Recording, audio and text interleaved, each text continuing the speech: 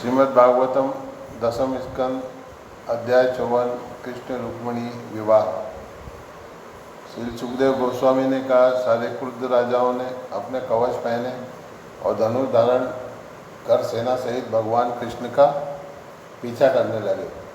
जब यादव सेना के सेनापतियों ने देखा कि शत्रुगण उन पर आक्रमण करने के लिए आ रहे हैं, तो हे राजन, वे सब उनका सामना करने के लिए मुड़े और दृढ़तापूर्वक अड़ गए। घोड़ों, हाथियों तथा रथों पर सवार शत्रु राजाओं ने यदुओं पर बाणों की ऐसी वर्षा की जैसे कि बादल पर्वतों पर वर्षा करते हैं।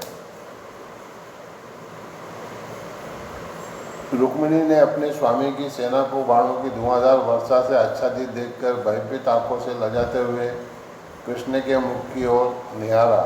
भगवान ने हंसते हुए उसे विश्वास दिलाया, हे रुक्मिणी, डरो मत, यह शत्रु सेना तुम्हारे सैनिकों द्वारा विनष्ट होने ही वाली है। भगवान की सेना में गद, संकर्षण इत्यादि वीर लोहे के बाणों से शत्रुओं के घोड़ों, हाथियों तथा रथों पर प्रहार करने लगे। कुंडल, मुकुट एवं पगड़ी से युक्त सैनिकों के सिर करोड़ों की संख्या में गिरने लगे। चारों ओर मृत सैनिकों के छिन्न भिन्न अंग तथा घोड़ों, गधों, हाथियों, ऊँटों, जंगली गधों के सिर भी पड़े हुए थे। विजय के लिए उत्सुक वैष्णियों द्वारा अपनी सेनाओं को मारे जाते देखकर जरासंध इत्यादि राजा हतोत्साहित हुए और युद्ध भूमि छोड़कर भाग गए। सारे राजा शिशुपाल के पास गए, जो उस व्यक्ति के समान उद्विग्न था जिसकी पत्नी छीन चुकी हो। उसके शरीर का रंग उतर गया था, उसका उत्साह जाता रहा और उसका मुख सूखा हुआ प्रतीत होने लगा। राजाओं ने उससे इस प्रकार कहा। जरासंध ने कहा, हे पुरुषों में व्याघ्र शिशुपाल, सुनो, तुम अपनी उदासी छोड़ दो। हे राजन, सारे देहधारियों का सुख तथा दुख कभी भी स्थायी नहीं देखे गए हैं। जिस तरह स्त्री के वेश में एक कठपुतली अपने नचाने वाले की इच्छा अनुसार नाचती है, उसी तरह भगवान द्वारा नियंत्रित यह जगत सुख तथा दुख दोनों से भिड़ता रहता है। मैं कृष्ण के साथ युद्ध में अपनी 23 सेनाओं सहित 17 बार हारा, केवल एक बार उन्हें पराजित कर सका, तो भी मैं न तो कभी शोक करता हूँ न हर्षित होता हूँ, क्योंकि मैं जानता हूँ कि यह संसार काल तथा भाग्य द्वारा संचालित है। अब हम सभी सेना नायकों के बड़े बड़े सेनापति यदुओं तथा उनकी छोटी सेना के द्वारा हराए जा चुके हैं, क्योंकि वे सभी कृष्ण द्वारा संरक्षित हैं। अभी हमारे शत्रुओं ने हमें जीत लिया है, क्योंकि समय ने उनका साथ दिया, किंतु भविष्य में जब समय हमारे लिए शुभ होगा तो हम जीतेंगे। श्री सुखदेव गोस्वामी ने कहा, इस तरह अपने मित्रों द्वारा समझाने बुझाने पर शिशुपाल अपने अनुयायियों सहित अपनी राजधानी लौट गया। जो योद्धा बच रहे थे वे भी अपने नगरों को लौट गए, किंतु बलराम रुक्मी कृष्ण से विशेष रूप से द्वेष रखता था। उससे यह बात सहन नहीं हो सकी कि कृष्ण बलपूर्वक उसकी बहन को ले जाकर उससे राक्षस विधि से विवाह कर ले। अतः उसने सेना की एक पूरी टुकड़ी लेकर भगवान का पीछा किया। उद्विग्न एवं क्रुद्ध महाबाहु रुक्मी ने कवच पहने तथा धनुष धारण किए सभी राजाओं के समक्ष यह शपथ ली थी, यदि मैं युद्ध में कृष्ण को मारकर रुक्मिणी को अपने साथ वापस नहीं ले आता तो मैं फिर कुंडिन नगर में प्रवेश नहीं करूँगा। यह मैं आप लोगों के समक्ष शपथ लेता हूँ। यह कहकर वह अपने रथ पर चढ़ गया और अपने सारथी से कहा, तुम घोड़ों को जल्दी से हाँक कर वहीं ले चलो जहाँ कृष्ण है, उससे मुझे युद्ध करना है। इस दुष्ट बुद्धि ग्वालवाल ने अपने बल के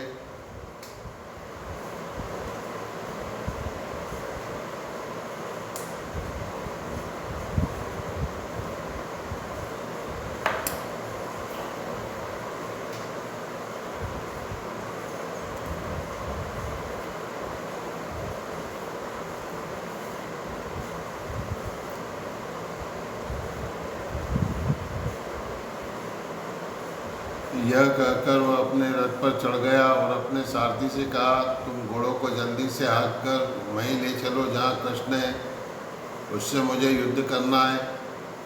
इस दुष्ट बुद्धि ग्वालवाल ने अपने बल के घमंड में चूर होकर मेरी बहन का बलपूर्वक अपहरण किया है, किंतु आज मैं उसके घमंड को अपने तीखे बाणों से चूर कर दूंगा।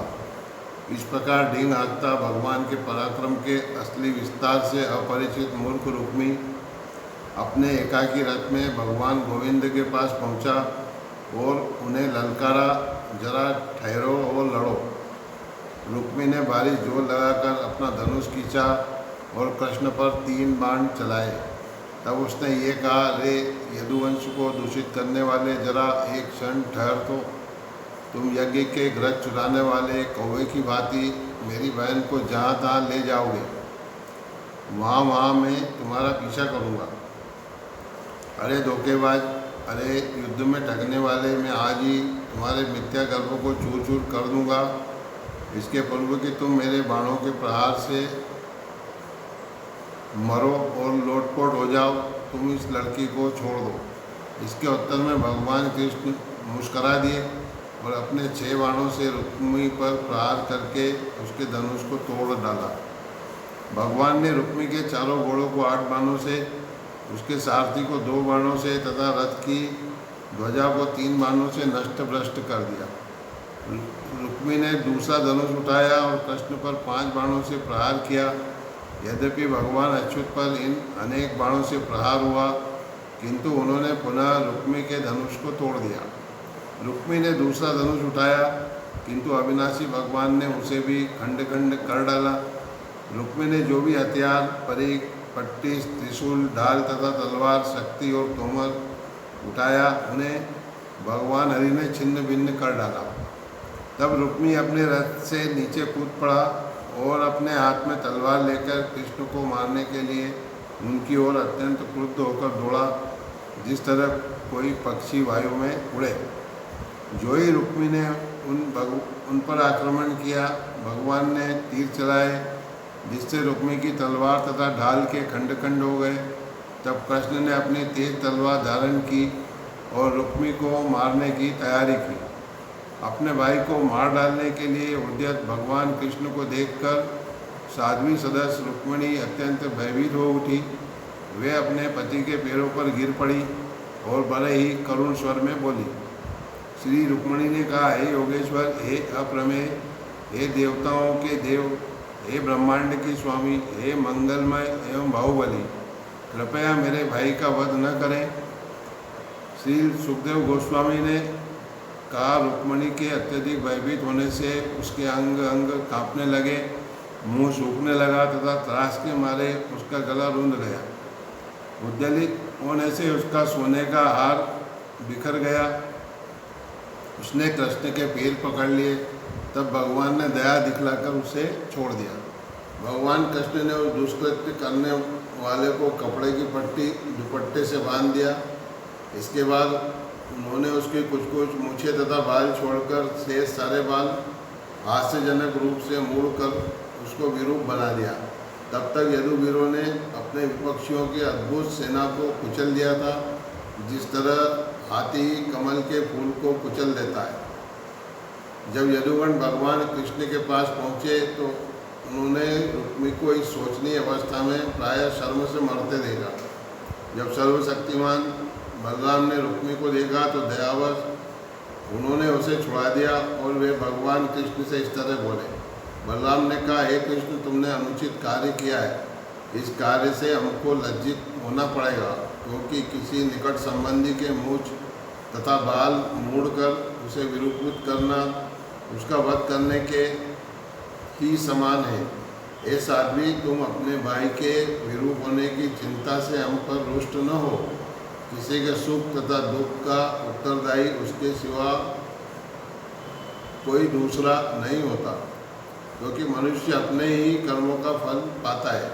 अब कृष्ण को संबोधित करते हुए बलराम ने कहा, यदि संबंधी के दोष मृत्यु दंड देने योग्य हो तब भी उसका वध नहीं किया जाना चाहिए, प्रत्युत उसे परिवार से निकाल देना चाहिए।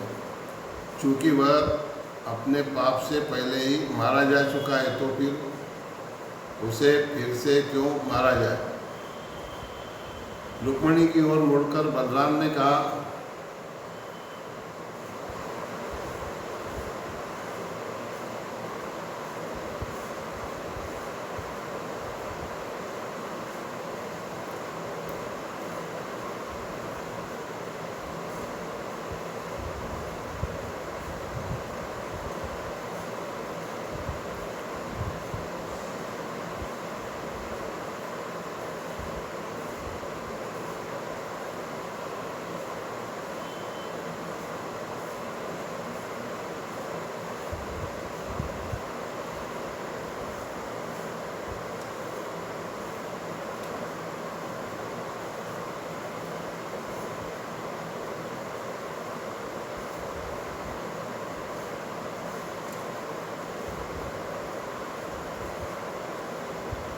हरे कृष्ण।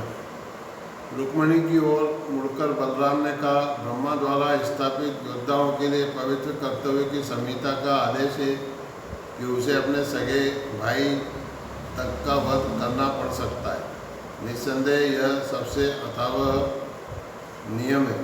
पुनः बलराम ने कृष्ण से कहा, अपने ऐश्वर्य के मद से अंधे हुए दंभी लोग राज्य, भूमि, संपत्ति, स्त्री, सम्मान तथा अधिकार जैसी वस्तुओं के लिए अन्यों का तिरस्कार कर सकते हैं। बलराम ने रुक्मिणी से कहा, तुम्हारी मनोवृत्ति सही नहीं है, क्योंकि तुम अज्ञानी व्यक्ति की भांति उनका मंगल चाहती हो जो सारे जीवों के प्रति शत्रुतापूर्ण है और जिन्होंने तुम्हारे असली सुख चिंतकों के साथ दुष्कृत्य किया है। भगवान की माया लोगों को उनके असली स्वरूपों को भुलवा देती है और इस तरह शरीर को आत्मा मानकर वे अन्यों को मित्र, शत्रु या तटस्थ मानते हैं। जो लोग मोहग्रस्त हैं वे समस्त जीवधारियों के भीतर निवास करने वाले एक परमात्मा को अनेक करके मानते हैं। जिस तरह से कोई आकाश में प्रकाश को या आकाश को ही अनेक रूपों में अनुभव करता हो। यह भौतिक शरीर जिसका आदि तथा अंत है, भौतिक तत्वों, इंद्रियों तथा प्रकृति के गुणों से बना हुआ होता है। यह शरीर भौतिक अज्ञान द्वारा आत्मा पर लादे जाने से मनुष्य को जन्म तथा मृत्यु के चक्र का अनुभव कराता है। हे बुद्धिमान देवी, आत्मा न तो कभी असत भौतिक पदार्थों के संपर्क में आता है न उससे वियुक्त होता है, क्योंकि आत्मा ही उनका उद्गम एवं प्रकाशक है। इस तरह आत्मा सूर्य के समान है, जो न तो कभी दृश्य इंद्रिय नेत्र अथवा दृश्य रूप के संपर्क में आता है, न ही उससे विलप होता है। जन्म तथा अन्य विकार शरीर में ही होते हैं, आत्मा में नहीं। जिस प्रकार चंद्रमा की कलाएं बदलती है, चंद्रमा नहीं। यद्यपि नव चांद्र दिवस को चंद्रमा की मृत्यु कहा जा सकता है। जिस प्रकार सोया हुआ व्यक्ति स्वप्न के भ्रम के अंतर्गत इंद्रिय भोग के विषयों का तथा अपने कर्मफलों का अनुभव करता है, उसी तरह अज्ञानी व्यक्ति संसार को प्राप्त होता है। अतः दिव्य ज्ञान से उस शोक को दूर करो जो तुम्हारे मन को दुर्बल तथा भ्रमित कर रहा है। हे आदि हंसी वाली राजकुमारी, तुम अपने सहज भाव को फिर से प्राप्त करो। श्री सुखदेव गोस्वामी ने कहा, इस प्रकार बलराम द्वारा समझाए जाने पर रुक्मिणी अपनी उदासी भूल गई और आध्यात्मिक बुद्धि से उन्होंने अपना मन स्थिर किया। अपने शत्रुओं पर निष्कासित तथा बल और शारीरिक कांति से विहीन अपने प्राण बचाया हुआ रुक्मी यह नहीं भूल पाया कि उसको किस तरह विरूपूत किया गया था।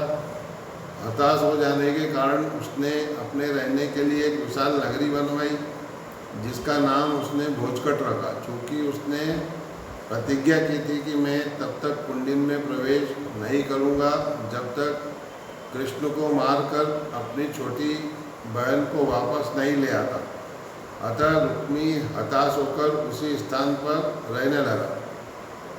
हे कुरुओं के रक्षक, इस तरह भगवान सारे विरोधी राजाओं को हराकर भीष्मक की पुत्री को अपनी राजधानी ले आए और वैदिक आदेशों के अनुसार उससे विवाह कर लिया। ये राजन, उस समय यदुपुरी के सारे घरों में महान उत्साह था, क्योंकि उसके नागरिक यदियों के एकमात्र प्रधान कृष्ण से प्रेम करते थे। प्रसन्नता से पूरित होकर एवं चमकीली मणियों तथा कुंडलों से अलंकृत सारे स्त्री पुरुष विवाह के उपहार ले आए, जिन्हें उन्होंने अति सुंदर वस्त्र पहने वर वधू को आदरपूर्वक भेंट किया। वृष्णियों की नगरी अत्यंत सुंदर लग रही थी। ऊंचे ऊंचे मांगलिक खंभे तथा फूलमालाओं, कपड़े के झंडों और बहुमूल्य रत्नों से अलंकृत तोरण भी थे। प्रत्येक दरवाजे पर भरे हुए मंगलगढ़ अंगूर से सुगंधित धूप तथा दीपक सजे थे। नगरी की सड़कों का छिड़काव उन उन्मुक्त हाथियों द्वारा हुआ था, जो विवाह के अवसर पर अतिथि बनकर आए प्रिय राजाओं के थे। इन हाथियों ने सारे द्वारों पर केले के तने तथा सुपारी के वृक्ष रखकर नगरी की शोभा और भी बढ़ा दी थी। कुरु, संजय, केकय, विदर्भ, यदु तथा कुंती वंश वाले लोग उत्तेजना में इधर उधर दौड़ते लोगों की भीड़ में एक दूसरे से उल्लासपूर्वक मिल रहे थे।